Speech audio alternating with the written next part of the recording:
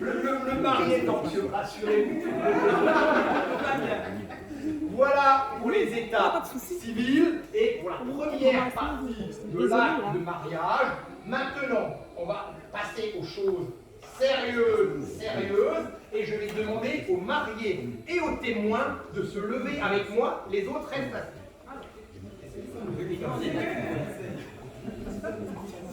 Je vais maintenant, mesdames, messieurs, procéder au mariage d'Hervé et de Lucrèce.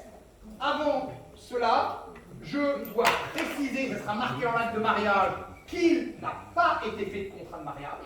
Donc vous êtes dans le régime de droit commun, comme on dit, et conformément à la loi, je dois vous donner lecture de quelques articles du Code civil. Alors, le Code civil, c'est cet énorme pavé, il y a 2200 articles, beaucoup ont été écrits par Napoléon, complétés par la suite, donc les plus anciens ont 200 ans.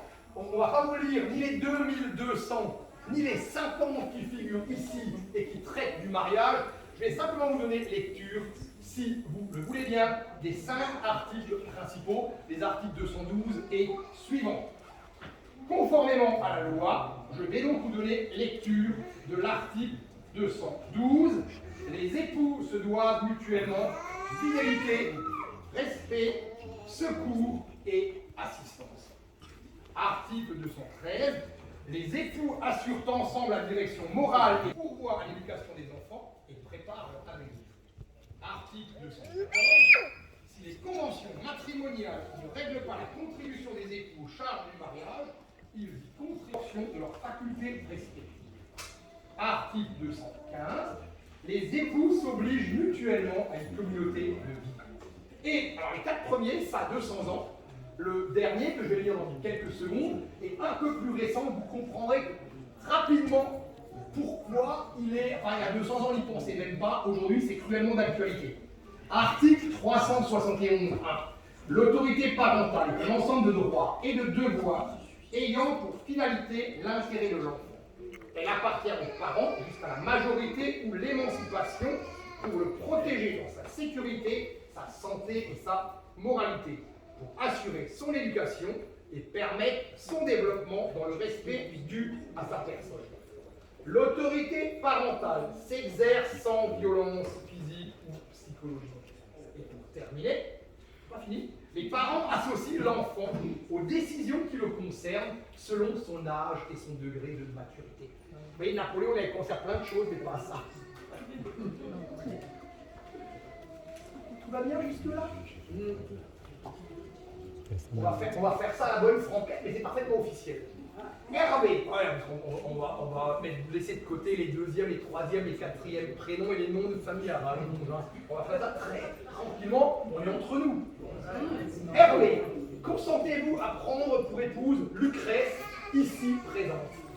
Oui,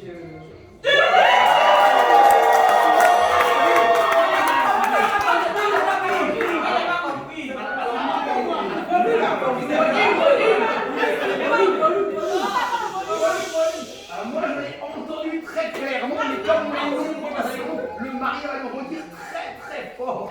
Très même. Oui. Alors, vous allez entendre, on va recommencer du début. Hervé, consentez-vous à prendre pour épouse Lucrèce, ici présente? Oui, je la veux.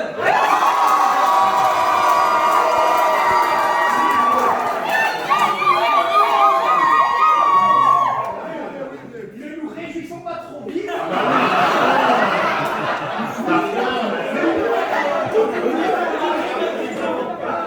Nous n'avons fait que la moitié du chemin.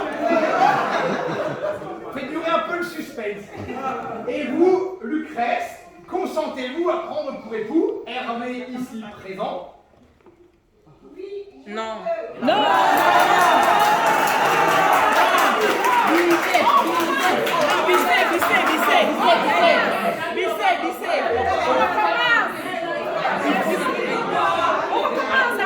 Alors pour que ça fonctionne, il faut que tout le monde soit là.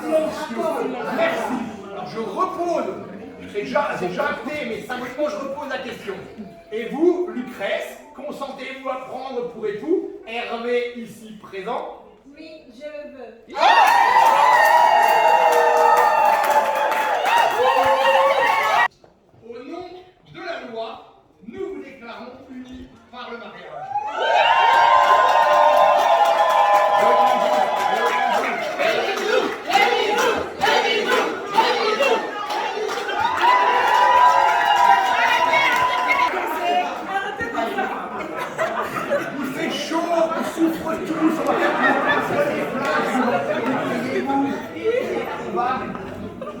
on va terminer la lecture de l'acte de votre acte de mariage. Alors, on raconte tout simplement ce qui s'est passé. Les deux feuilles ici, qui seront signées dans un instant, figureront dans les registres d'état civil et doivent être conservées 200 ou 300 ans. Hein, donc, c'est pas anodin. Alors, sur cet acte de mariage, parce qu'on l'écrit à l'avance, on essaie de gagner un peu de temps. Donc, il est écrit, on raconte ce qui s'est passé.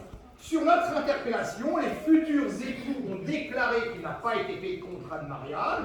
Ils ont déclaré l'un après l'autre vouloir se prendre pour époux et nous avons prononcé au nom de la loi qu'ils sont unis par le mariage.